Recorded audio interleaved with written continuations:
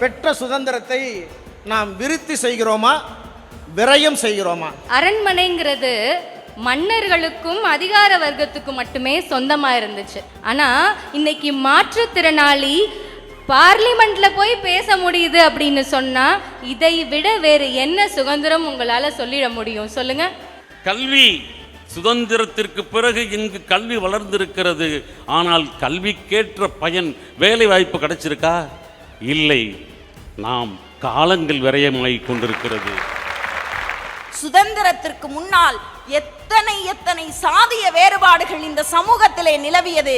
ஆனா இன்னைக்கு அத்தனை பேரையும் சரிசமமாக இன்றைக்கு நாம் பார்க்கிறோம் என்றால் அதை நான் விருத்தியாக பார்க்கிறேன். சாதி பார்த்த காலத்தில் இருந்த கொடுமையை விட சாதி இல்லை என்று சொல்லியே சாதி பார்க்கிற காலத்தில் நாம் வாழ்ந்து கொண்டிருக்கிறது தான் சத்தியமான உண்மை. இருக்கிறவங்களுக்கெல்லாம் கொடுக்கிற மனசு வருமானு தெரியாதுங்க. ஆனா உண்மையாகவே இன்னைக்கு பல பிள்ளைகளின் மனதில் இருக்கோ இல்லையோ கொடுக்கணும்ன்ற மனசை இன்னைக்கு உள்ள கல்வி விதைச்சிருக்கு. அப்படின்னா இந்த சுதந்திரத்தை எப்படி நம்ம வரைய செய்யறோம்னு சொல்ல முடியும்னு கேக்குறேன். பிடித்த உணவை சாப்பிடுவதில்லை மகிழ்ச்சி, பிடித்தவர்களோடு உணவு சாப்பிடுவதுதான் உயர்ந்த மகிழ்ச்சி. அந்த மகிழ்ச்சி இருக்கிறதா?